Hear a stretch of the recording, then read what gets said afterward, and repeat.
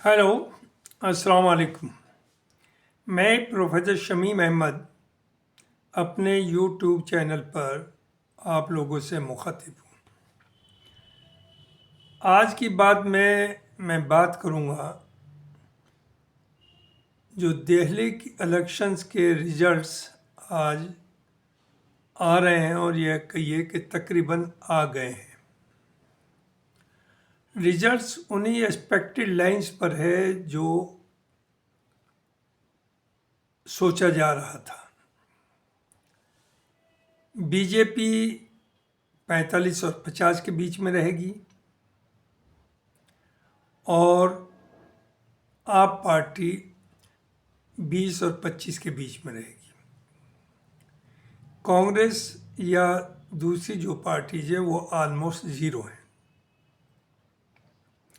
मैं ये समझता हूँ कि दिल्ली में ये बीजेपी की जीत नहीं है, बल्कि कांग्रेस की जो स्ट्रेटजी थी आप पार्टी को हराने की, वो कांग्रेस की जीत है। भले ही कांग्रेस की सीट ज़ीरो आई हो, ये जब एनालिसिस आएगी उसमें बाद में भी अंदाज़ा हो जाएगा कि कांग्रेस ने कम से कम 15-20 सीट पर आप पार्टी को हराने का काम किया। नो डाउट कांग्रेस एक नेशनल पॉलिटिकल पार्टी है और दो ही ऑप्शन है लोगों के pass on national level, either BJP और कांग्रेस। लेकिन एक जो सोच थी कि इंडिया गठबंधन कोशिश कर रहा है कि बीजेपी को दूर रखे, यहाँ पर वो बिखरता हुआ नज़र आया। दिल्ली में जितनी स्टेट्स या छोटी रीजनल पार्टीज थी, चाहे वो ममता की हो, अखिलेश की हो, शरद पवार की हो, इवन जम्मू कश्मीर में उमर साहब हों, उन्होंने ऑलमोस्ट सभी ने केजरीवाल के साथ खड़े हो गए और Congress being part of India गठबंधन, नॉट ओनली पार्ट बल्कि मेजर पार्ट, चूँकि नेशनल लेवल पर अगर आइए तो कांग्रेस ही है, ये रीजनल पार्टी नहीं। दरअसल हुआ यहाँ क्या है, बहुत से फैक्टर्स हैं। एक तो जो स्टेट्स में अपोजिशन, जो रीजनल पार्टीज हैं अपोजिशन वाली, वो सब एग्जिस्टेंस में कांग्रेस के वोट पर ही आई हैं। उन्होंने बाय एंड लार्ज कांग्रेस का जो वोट बैंक था उसी के ऊपर कब्जा किया है और अगर कांग्रेस रिवाइव होती है तो उन्हें यही खतरा है कि वो उसका असर उनके ऊपर पड़ेगा। काफ़ी हद तक उनकी सोच सही है। तो वो पार्टी, सभी पार्टीज की सोच ये है, जो रीजनल पार्टीज हैं, कि भले ही बीजेपी आ जाए कांग्रेस ना आए, क्योंकि कांग्रेस का आना या कांग्रेस का स्ट्रांग होना उनके लिए नुकसानदेह है। तो जो मैं बार बार पहले कहा कि दे नथिंग लाइक कम्युनलिज्म और सेकुलरिज्म, सब के अपने इंटरेस्ट हैं और ये सेकुलरिज्म को या ये हिंदुत्व जो भी पार्टीज करते हैं, ये सिर्फ पावर में आने का रास्ता है, किसी का कोई कमिटमेंट किसी से नहीं है। जैसे भ्रष्टाचार की बात, बीजेपी कहती है कि हमने भ्रष्टाचार ख़त्म किया, लेकिन अगर आप फीडबैक लीजिए तो पहले से कहीं ज़्यादा भ्रष्टाचार नज़र आ रहा है। दूसरी तरफ कांग्रेस भी यही चाहती है कि रीजनल पार्टीज ख़त्म हो और बीजेपी भी यही चाहती है कि रीजनल पार्टीज ख़त्म हो। दिल्ली के अंदर पिछले 15 में आई थी, 11 साल, और उससे पहले भी 1 साल रही आप पार्टी। तो कांग्रेस और बीजेपी ज़रा देखिए कि वहाँ हाथ मिलाए हुए थी कि किस तरह से केजरीवाल को हटाया जाए। दूसरी तरफ केजरीवाल की पॉलिटिक्स ना तो कम्युनल थी ना सेकुलर थी। उन्होंने एक बीच का रास्ता निकाला कि let us deliver to the people, और वो किया। अब चूंकि हार गए हैं तो सारी बुराइयां अब लोगों को आप पार्टी में नजर आएगी और उनकी सारी कमियां आप सामने लाएंगे। और जब वो पावर में आए थे तो सारी अच्छाई आम आदमी पार्टी में थी। तो बहरहाल कांग्रेस को एक पॉलिटिकल पार्टी स्पेस चाहिए। उसके जहन में ये था कि जब तक आम आदमी पार्टी रहेगी उनका लिए कोई स्पेस दिल्ली में नहीं है, ये सच्चाई है। जहाँ तक केजरीवाल की आइडियोलॉजी का मामला है, वो ज़्यादा नो डाउट आरएसएस या बीजेपी के आइडियोलॉजी के करीब है, लेकिन उन्होंने उस आइडियोलॉजी को पब्लिकली इस्तेमाल नहीं किया। लेकिन by the core of heart he was pro, no doubt, RSS and BJP. आम आदमी को कुछ नहीं, उसे ये चाहिए कि जो भी उन्हें अच्छा डिलीवर कर सके वो उन्हें पसंद करते हैं, और वो केजरीवाल ने करके दिखाया। रहा बीजेपी का, बीजेपी हर जगह बाय हुक्स एंड क्रुक्स हर स्टेट में वो कब्जा करना चाहती है, और उसके लिए तरह तरह के हरबे भी इस्तेमाल कर रही है। अभी तक हिंदुस्तान के अंदर सिर्फ और सिर्फ ईवीएम की बात हो रही थी, इलेक्ट्रॉनिक वोटिंग मशीन, कि उसमें घपलेबाजी है। लेकिन नई बात जो अब महाराष्ट्र में निकल के आई और दिल्ली में उसे केजरीवाल ने खास तौर से उजागर किया, वो ये था कि वोटर लिस्ट ही में मैनिपुलेशन किए गए,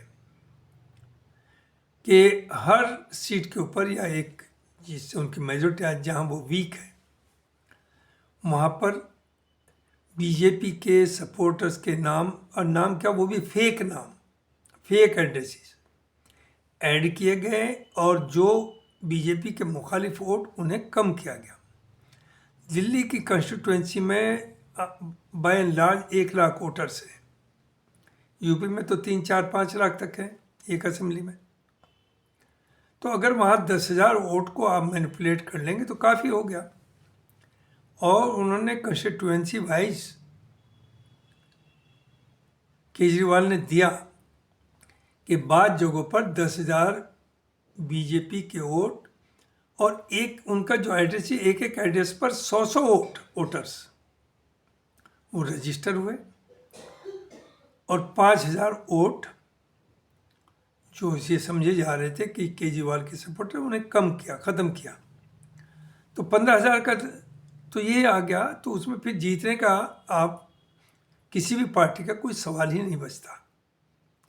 तो जहाँ तक इलेक्शन जीतने का है वो तो और भी जगह जीतेगी। आप देखिए यूपी में भी जीतेगी, आगे बिहार में भी जीतेगी बीजेपी।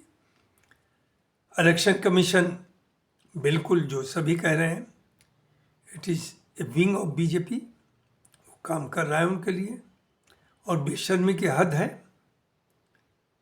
कि एक जो फॉर्म 70 कहा जाता है, जिसमें कैंडिडेट्स को दिया जाता है कितना वोट पड़े, इतने टोटल वोटर थे उसमें इतने वो, तो इन्होंने वो सब डेटा भी देने से, पब्लिक करने से मना कर दिया। तो अभी नज़र नहीं आ रहा, लेकिन ये भी याद रखिए कि जो बहुत ऊपर उरूज पे आया है वो एक दिन नीचे भी गया है। केजरीवाल की वो पार्टी थी जो एक आंधी तूफान की तरह से आई थी, और ये हिंदुस्तान में एक हिस्ट्री क्रिएट की कि 70 में से 68 सीट्स जीती 2015 में, और दोबारा इलेक्शन में भी 70 में 62 सीट जीती। लेकिन एक ही झटके में देखिए कहाँ से कहाँ गए।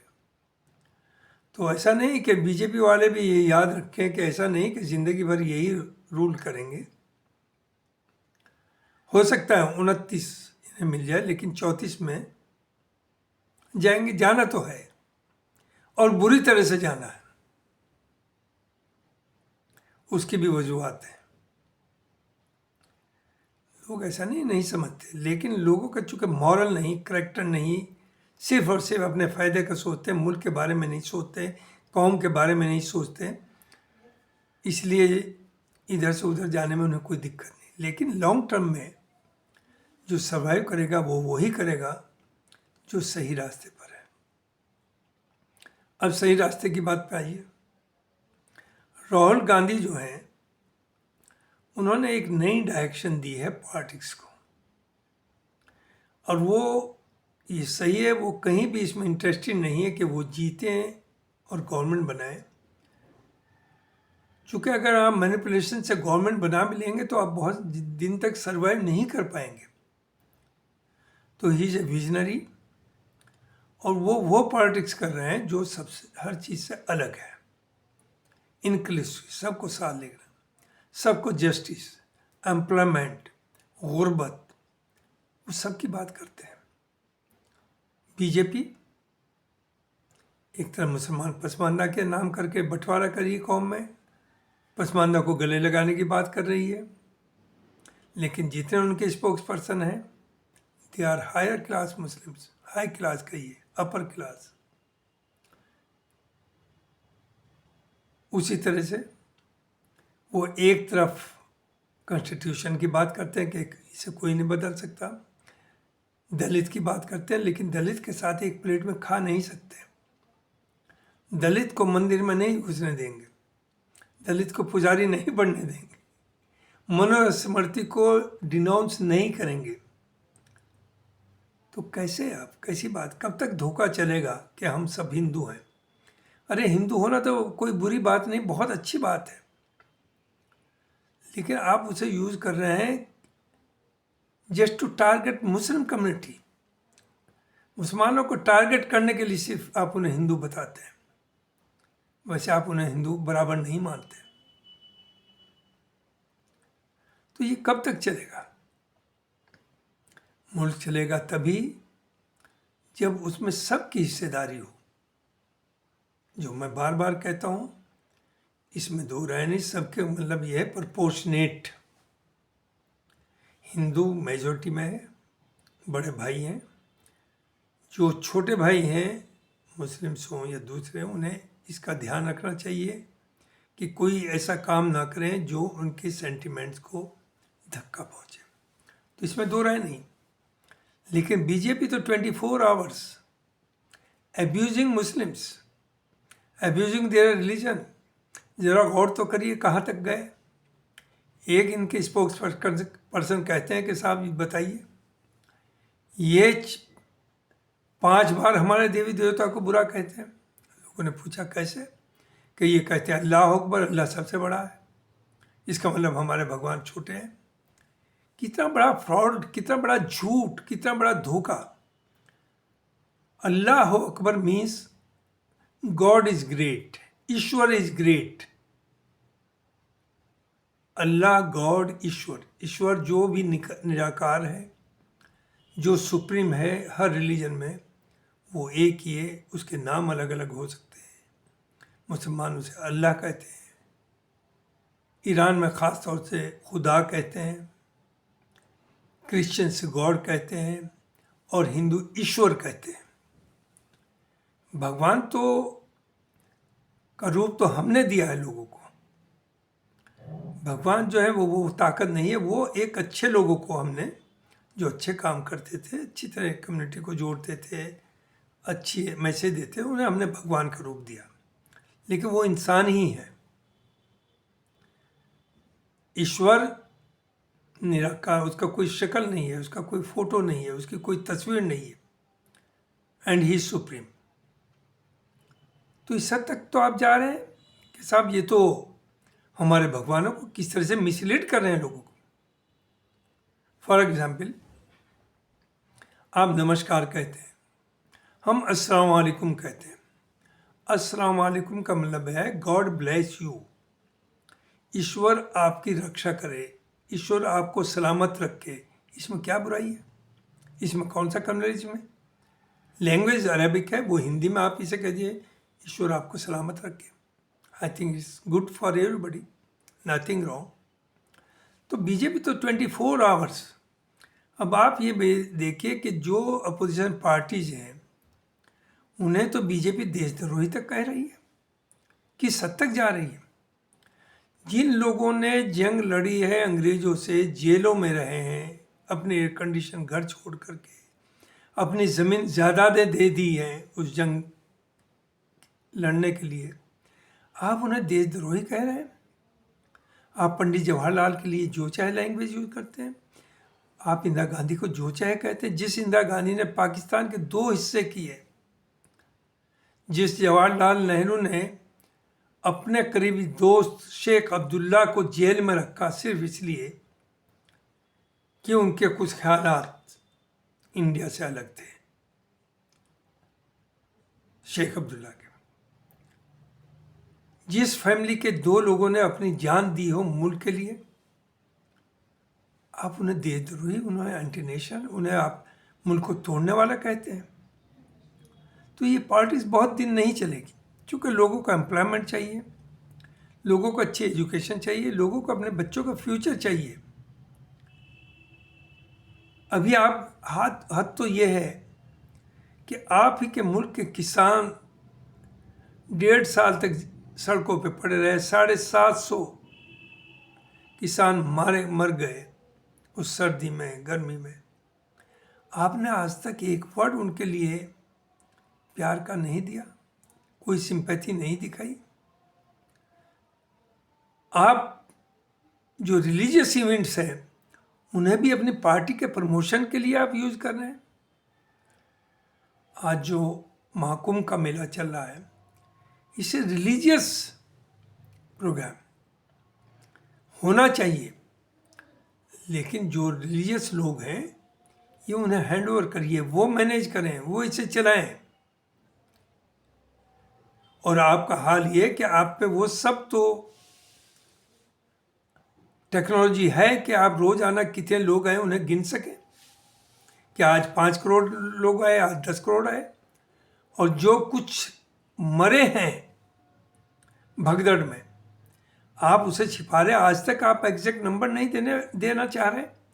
आपने 24 घंटे तक कोई प्रेस कॉन्फ्रेंस नहीं की, और जो 24 घंटे बाद भी की उसमें मरने वालों की कोई बात ही नहीं करी आपने। और जो अब इत्तलाएं आ रही हैं वो ये है कि हजारों में लोग मरे हैं। अरे भाई, इतना बड़ा गैदरिंग है तो ये हो जाता है। सर्टेनली फेलियर है गवर्नमेंट का, लेकिन सब गवर्नमेंट के हाथ में नहीं होता। कभी कभी सब कुछ अरेंजमेंट करने से भी कुछ ऐसी चीज़ें हो जाती हैं जो आदमी के कंट्रोल से बाहर है, तो उसे एडमिट करने में कौन सी मुसीबत आपके ऊपर आ जाएगी। लेकिन आप उन लाशों को दबा देते हैं, बुलडोजर से गायब कर देते हैं, लोग रो रहे हैं, सब मीडिया के ऊपर आ रहा है, फैमिलीज का आ रहा है। आप उसे एडमिट नहीं करते, सिर्फ इसलिए कंपनसेशन देना पड़ेगा, सिर्फ इसलिए थोड़ी सी बदनाम की क्यों होगी। अरे आपने तो लाखों हजारों करोड़ के ब्रिजेस बनाए और जो 2 महीने में गिर गए, तो क्या आपको फांसी लग गई? क्या उसे छुपा लेंगे आप कहाँ तक मुल्क को कहाँ ले गए? जो डिपोर्टेशन अमेरिका से हो रहा है, कोलंबो और मैक्सिको जैसे छोटे कंट्रीज जिन्हें अमेरिका जब चाहे उनकी गर्दन दबाना चाहे तो दबाने की हिम्मत करता है, हालांकि कर नहीं पा रहा। उन्होंने मना कर दिया कि आप आर्मी के, मिलिट्री के जहाज़ में हमारे जो डिपोर्ट कर रहे हैं उनके हथकड़ियाँ डाल के नहीं उतर सकते, और अपने जहाज़ भेज करके उन्हें लाए। और प्राइम मिनिस्टर और वहाँ के मिनिस्टर्स वहाँ खड़े हुए थे उन्हें रिसीव करने के लिए, चूँकि उन्हें एहसास है वो मजबूरन गए हैं, रोजी रोटी के लिए गए हैं, वहाँ रोज़गार नहीं। वही इंडियंस की है। अगर आप यहाँ रोजी रोटी का इंतज़ाम करते तो वो लोग ना जाते। करोड़ों रुपया अपनी ज़मीन जायदाद बेच करके, बैंक से लोन ले करके वो लोग गए। नो डाउट इलीगली जाना एक क्रिमिनल एक्ट है, बिल्कुल है, लेकिन मजबूरी है उन लोगों की। जब अपने बहन भाइयों को देखते हैं कि उनके लिए उन्हें कैसे शादी करें, कैसे उन्हें एस्टेब्लिश करें, तो वो इतना बड़ा रिस्क लेते हैं। 2-2 महीना उन्हें अमेरिका में पहुंचने में लगा। और जिस तरह से उन्हें बेड़ी डाल करके, पैरों में हथकड़ी, हाथों में हथकड़ी, पैरों में बेड़ी, मिलिट्री के जहाज को लाए और अमृतसर में उतारा। 104 लोग थे।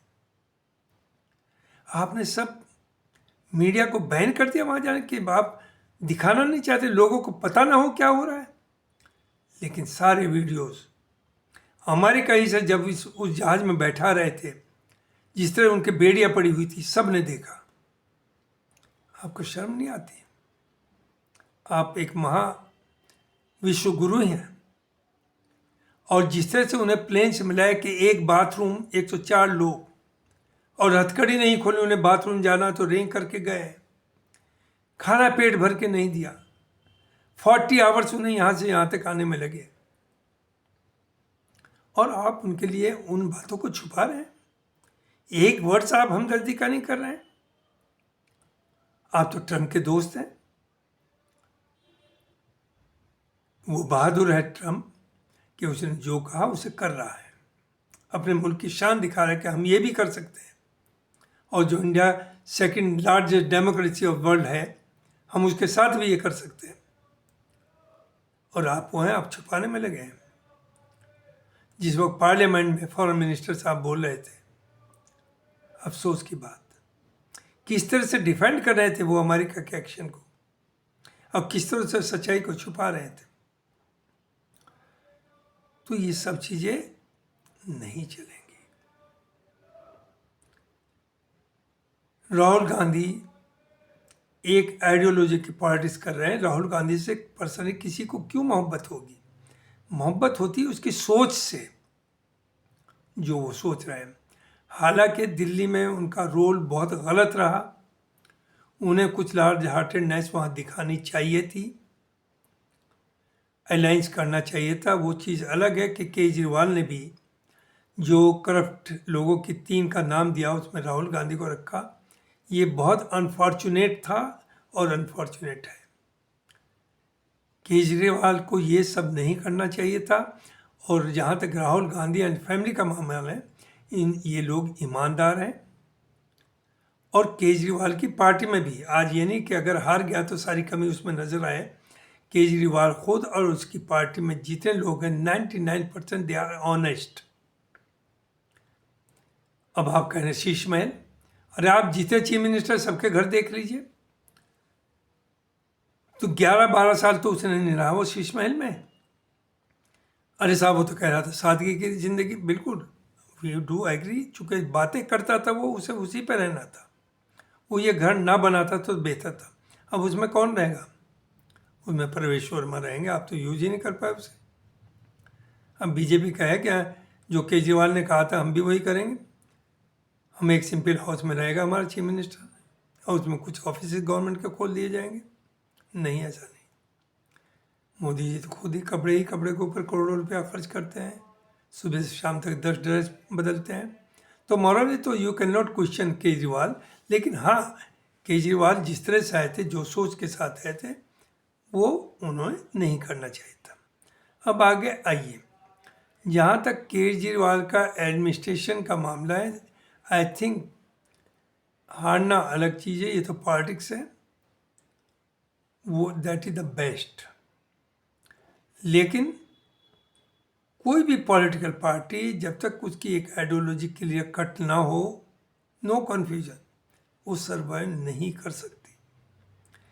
दूसरी चीज़, डिक्टेटोरियल एटीट्यूड भी किसी पॉलिटिक्स में अगर किसी लीडरशिप में आएगा तो वो बर्बाद होना है, देर सवेर होना है।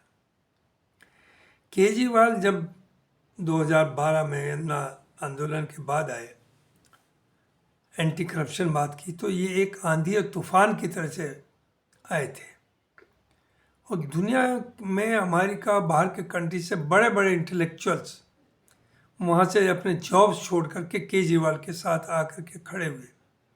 और हिंदुस्तान में भी योगेंद्र यादव, अरुण, प्रोफेसर अरुण जी, ना जितने कितने हमारे सीनियर एडवोकेट प्रशांत भूषण जी, ये सब लोग इसके साथ हैं। कितनी ज़बरदस्त पार्टी थी और कितने इंटेलेक्चुअल्स इसमें थे। लेकिन यहाँ इनकी सच्चाई सर्टनली ये खुली कि ही फेल्ट इनसिक्योर। इन्हें ये लगा कहीं पार्टी मेरे हाथ से ना निकल जाए, कुछ लोग मुझसे आगे ना बढ़ जाएं। तो उन्होंने एक एक करके सबको निकाला, जो इनकी सबसे बड़ी गलती है। एक तरफ तो आप पूरे हिंदुस्तान में अपनी पार्टी का परचम लहराना चाहते हैं, जो सही भी है, चूँकि जो डिलीवर इन्होंने दिल्ली में किया कोई नहीं कर पाया, उसे आप इग्नोर नहीं कर सकते। और अब पता चल जाएगा अगले 5 साल में क्या होगा। BJP can't do that much as they have done. AAP party, Congress can't do anywhere जो आपने किया। लेकिन ये जो इनसिक्योरिटी ये फील करते थे, आज क्या हुआ? हार गए, खुद भी हार, पार्टी तो हारी, खुद भी हार गए। तो ये याद रखिए कि जो एक दिन आज चोटी पर है वो कल को गिरना है। मोदी जी कब तक रहेंगे, कब तक धोखा चलेगा? आपने तो ये कहा था 75 साल की उम्र के लिए बाद आप संन्यास ले लें, मार्गदर्शक बन जाए, और आपने बना दिया लोगों को। अडवाणी जी जिन्होंने पार्टी को खड़ा किया, क्या हाल है उनका आज? मुरली मनोहर जोशी, क्या हाल है उनका, क्या असर किया आपने? अटल जी जब तक जिंदा रहे उनसे कोई मिल नहीं पाया, जब मर गए तो उन्हें आप उनकी मार्केटिंग कर रहे हैं। तो ये सब सामने है सबके। तो अगर मॉरल है तो 75 होते ही आप भी छोड़ दीजिए। लेकिन मैं जानता हूँ, पब्लिक जानती है कि जब 75 होंगे तो 90% इनके MPs, MLAs, चीफ मिनिस्टर्स एक आवाज़ देंगे कि नहीं, मोदी जी के लिए कानून नहीं लगेगा और मोदी जी शुड कंटिन्यू। वो रिटायर नहीं होंगे 75 पर। ये होना है, देख लीजिएगा, यही होगा। वैसे तो मोदी जी खुद कह चुके हैं कि वो इंसान है ही नहीं, वो बायोलॉजिकल बेटे ही नहीं अपनी माँ के। उन्हें तो भगवान ने डायरेक्ट भेजा है, तो जिसे डायरेक्ट भेजा है उसकी तो रिटायरमेंट एज हो ही नहीं सकती। और ख़ुद भी कहा कि 2045 तक मुझे कुछ जिम्मेदारियां दी, पूरी करूँगा। तो इससे आप अंदाज़ा लगा लीजिए कि क्या उनके इरादे हैं, क्या वो करना चाहते हैं। मोर देन 100 ईयर्स तक उन्हें एक्टिव रह कर के पार्टी को चलाना है। तो मुझे यही कहना है, मैं ख़त्म करता हूँ कि जिस कभी जो भी टॉप पर पहुँचा वो एक ना एक दिन गिरेगा। वो केजरीवाल आपके सामने है। और पॉलिटिक्स में आपको दूसरों पर भरोसा करना पड़ेगा। इनसिक्योर मत फील किए, सबको साथ लेके चलेंगे तो तभी आगे पार्टी बढ़ेगी। तीसरी चीज़, कोई भी party which has no ideology can not survive. BJP की एक आइडियोलॉजी है जो RSS की दी हुई है, एंटी मुस्लिम, एंटी इस्लाम। उसी पर वो ठहरे हुए हैं, वही है, उसी पे चल रहे हैं। बाकी सब उनका धोखाधड़ी है। दिल्ली में भी केजरीवाल को जो असेंबली में इलेक्शन में वोट बीजेपी के सपोर्टर्स का मिलता था, जो पार्लियामेंट में नहीं मिलता था, वो इसीलिए था कि दे न्यू ही RSS में और दिल्ली अच्छी चला रहे हैं, इन्हें वोट दीजिए। लेकिन पार्लियामेंट में नहीं, चूँकि नेशनल उनके लिए मोदी जी हैं। तो राहुल गांधी की एक पॉलिटिक्स है, उसने नई दिशा दी। लेकिन दुआ करिए कि उन्हें कुछ हो ना जाए, उनके लिए दुआ करने की ज़रूरत है और उनके साथ लोगों को खड़ा होने की ज़रूरत है। और उनकी ये भी खूबी है कि मेरे साथ वो आए जो मेरी आइडियोलॉजी मीन्स कांग्रेस की आइडियोलॉजी में यकीन करता है। अपॉर्चुनिस्ट की कोई जगह कांग्रेस में नहीं है। ये एक बहुत बड़ा उनका शुरुआत है।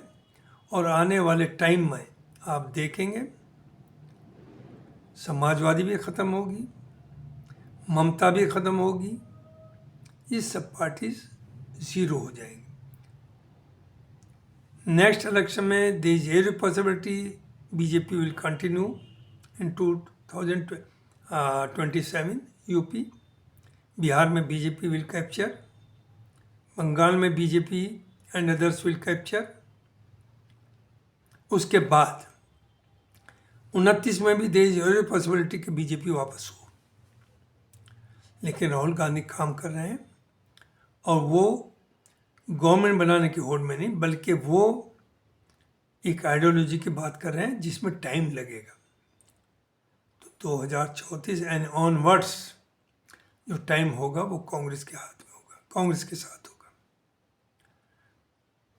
अब आप यूज़ करें लोहिया का, आप यूज़ करें लाल टोपी लगा करके सोशलिज्म का, नहीं चलेगा। No, not possible.